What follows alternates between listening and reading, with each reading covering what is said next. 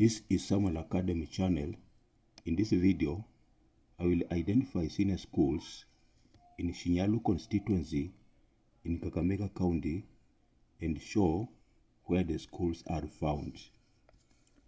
I will do that by zooming in, zooming out, and using the pan tool in the map of the constituency.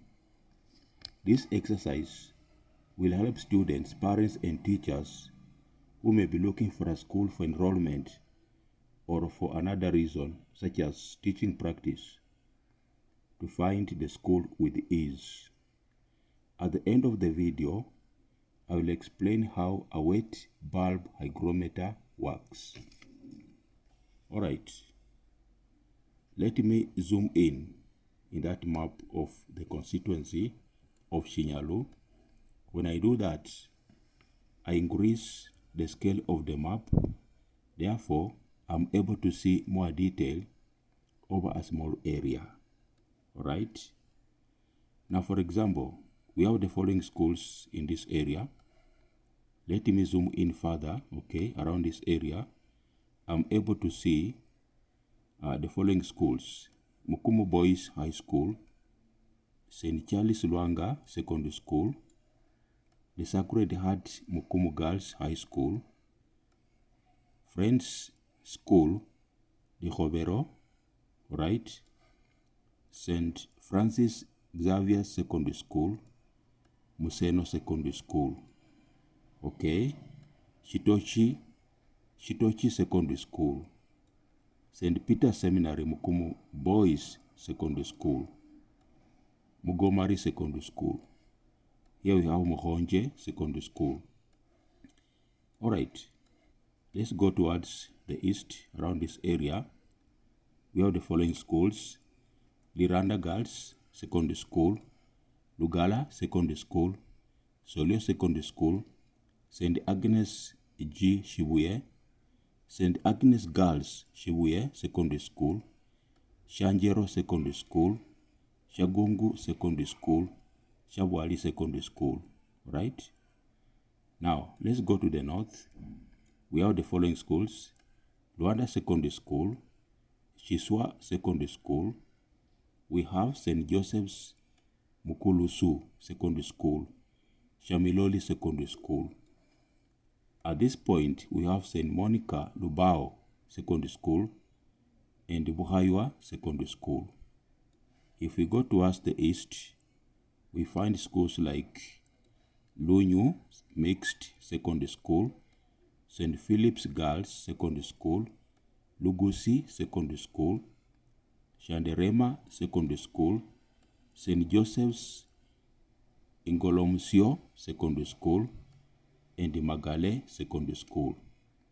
So that is the way the schools in that constituency are distributed. Alright?